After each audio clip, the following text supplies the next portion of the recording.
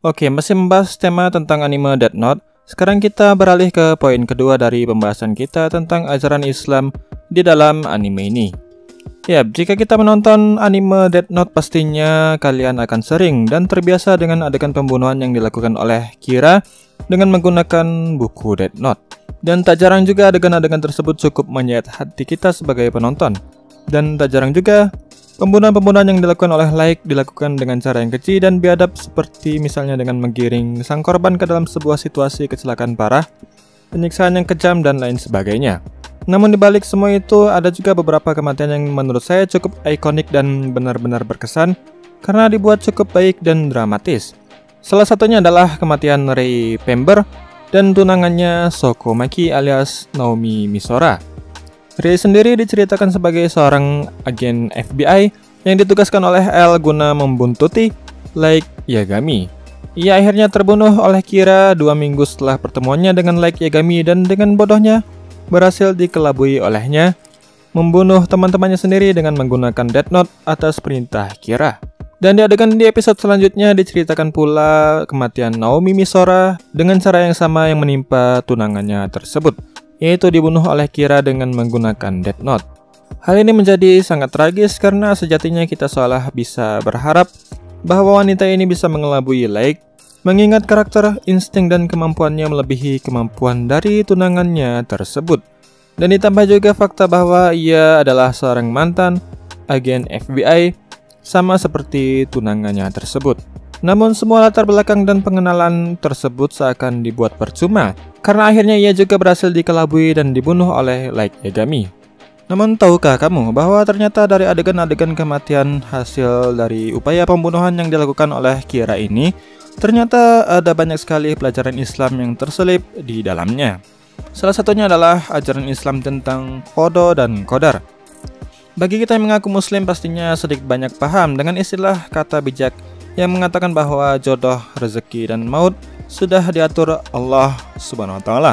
Yap, inilah yang di dalam ajaran Islam disebut qada, yaitu ketetapan Allah yang tidak bisa diubah sama sekali. Sama halnya seperti Death Note, qada seorang manusia sebenarnya telah tercatat dengan rapih di Lauhul Mahfuz, dan isinya dicatat menggunakan tinta yang berasal dari cahaya, serta kertasnya berasal dari yakut merah. Ya, jadi bisa dikatakan entah memang terinspirasi atau tidak, baik Death Note ataupun Lauhul Mahfuz benar-benar memiliki konsep yang sama, sehingga cukup adil bila saya katakan bahwa Death Note sebenarnya mencontek atau memplagiat, atau juga bisa dikatakan terinspirasi dari ajaran Islam tentang Lauhul Mahfuz. Meskipun begitu, fitur yang ditampilkan Death Note ini sebenarnya terlalu sedikit dibandingkan dengan Lauhul Mahfuz, karena Death Note hanya bisa digunakan untuk mencatat takdir dari kematian seseorang saja. Berbeda dengan Lauhul Mahfuz yang dimana selain mencatat takdir kematian seseorang, lembaran kertasnya juga mencatatkan batas rezeki dan juga ketentuan takdir jodoh yang akan menemani setiap individu manusia. Namun meskipun kemampuannya di nerf di serial Death Note, namun deskripsi utama dari buku ini yaitu mencatatkan takdir seseorang, di mana setiap orang yang dicatatkan namanya di buku tersebut akan mati entah bagaimanapun cara yang ditempuh dari kematian seseorang itu. Bisa dikatakan sangat-sangatlah sesuai dengan apa yang dideskripsikan Islam tentang kemampuan Lauhul Mahfuz yang Allah catatkan dalam takdirnya. Dan seperti yang telah saya jelaskan sebelumnya, tahukah kamu bahwa anime ini memang benar-benar mengambil konsep di dalam ajaran Islam tentang qada dan qadar, khususnya pada adegan-adegan kematiannya, di mana diperlihatkan bahwa semua orang yang telah dicatatkan namanya ke dalam buku Death Note ini pasti mati. Meskipun ia berusaha sekuat tenaga melarikan diri dari takdir kematiannya, ia tidak akan sanggup lari dari takdir tersebut. Bahkan meskipun para korban tengah berada di dalam lingkungan yang aman, lengkap dengan segala pengawalan yang ketat sekalipun, pada akhirnya ia secara sadar selalu akan melintasi jalan takdir kematian yang telah tercatat di dalam buku Death Note tersebut. Iya, benar kan? Jika kita menyimak dengan seksama deskripsi yang saya katakan sebelumnya, hal ini jelas-jelas sangat sesuai dengan ajaran Islam yang juga mengatakan demikian. Al-Quran pun beberapa kali menegaskan bahwa takdir kematian itu tidak bisa ditunda ataupun dimajukan. Contohnya seperti yang tertulis di dalam Al-Quran, surat Al-A'raf ayat 34. yang mengatakan dengan tegas bahwa jika seseorang telah tiba ajalnya, maka mereka tidak akan dapat meminta penundaan ataupun percepatan sesaat apapun, meskipun itu 1 detik sekalipun. So, dengan kata lain, kematian itu adalah tepat dan pasti, meskipun kita berusaha berlindung diri dari kematian ataupun sebaliknya.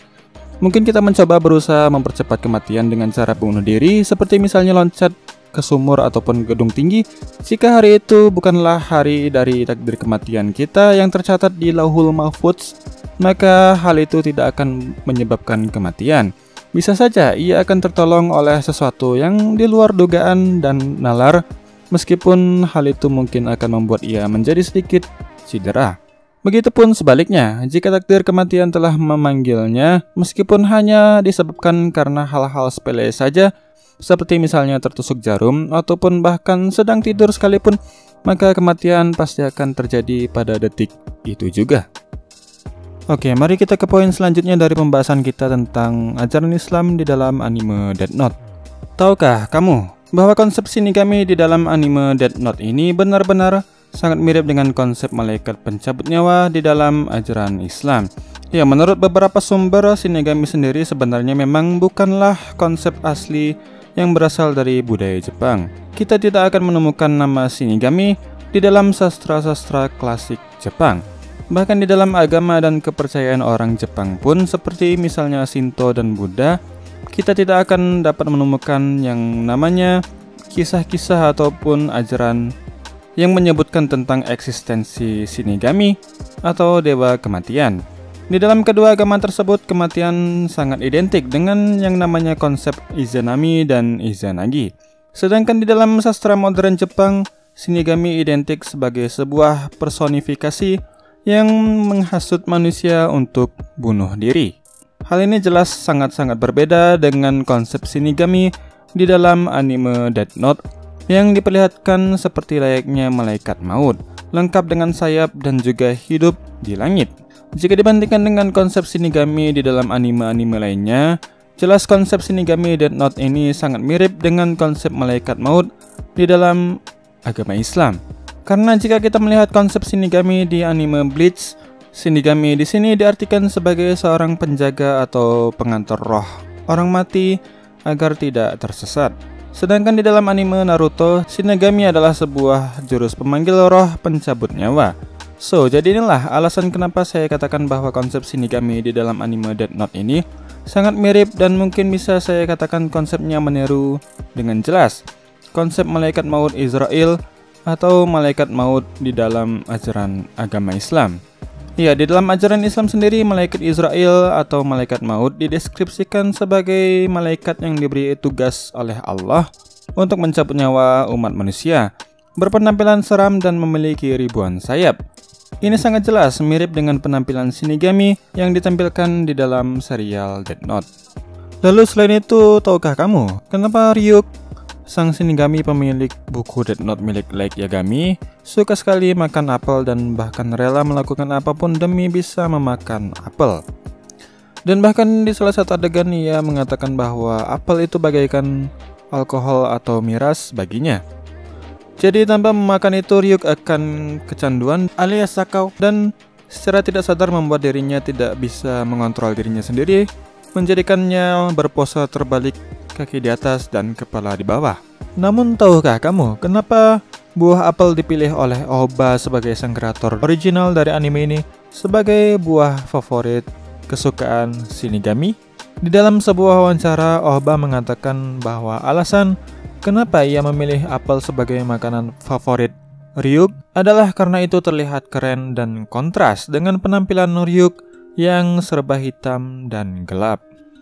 Namun dari sini timbullah pertanyaan kembali, kenapa harus apel?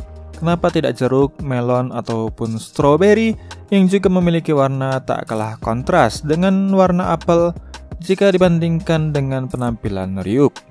So, sebenarnya jika kita merujuk pada dasar inspirasi dari serial ini sendiri, yaitu agama-agama Samawi, bisa saya katakan sangatlah mudah menjawab pertanyaan kenapa makanan kesukaan Ryuk tersebut adalah apel.